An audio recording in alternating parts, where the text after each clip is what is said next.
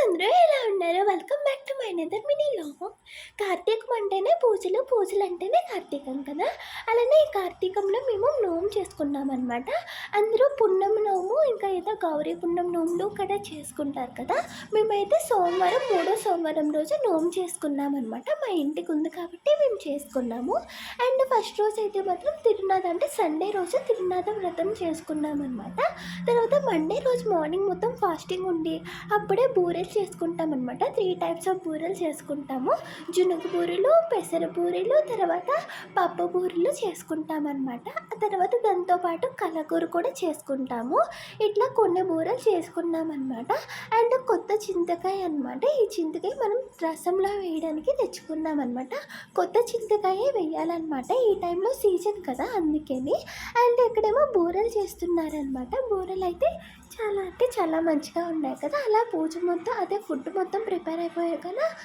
Night అయిపోయింది. ఇంకెందుకులే అని మా డాడీ ఇక్కడ ధూపం వేస్తున్నారనమాట. అండ్ ఇలా ధూపం మా దేవుడి గది చాలా చిన్నది కాబట్టి మేము దేవుడి గది బయట పూజ చేసుకున్నామన్నమాట. చాలా అంటే చాలా మంచిగా అనిపించింది. అండ్ కార్తీకం అంటేనే చాలామంది ఎక్కువ పూజలు చేసుకుంటారు కదా! అలానే ఇక్కడ సన్ని మీద బియ్యము, ఫ్రూట్స్, మళ్ళీ చేసిన ప్రసాదం అన్నీ పెట్టామన్నమాట. అట్లా పెట్టి దీపం కూడా పెట్టాము.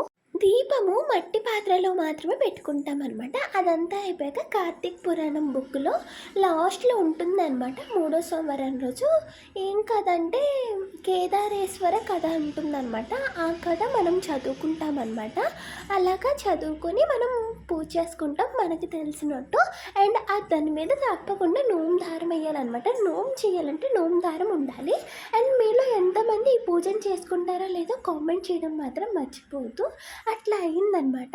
అండ్ అక్కడేమో ఫ్రూట్స్ పెడతాం కదా! ఆ ఫ్రూట్స్ పెట్టిన వాళ్ళు ఇంట్లో వాళ్ళు మాత్రమే తినాలి. అండ్ నేను సండే చేసుకున్నానని చెప్పాను కదా! అది పూజ ఏంటంటే తిరునాథ వ్రతం అది కూడా పెట్టాను. ఇవన్నీ పిక్స్ అనమాట. చూసి ఎలా ఉందో కామెంట్ చేయండి మై ఫ్రెండ్స్.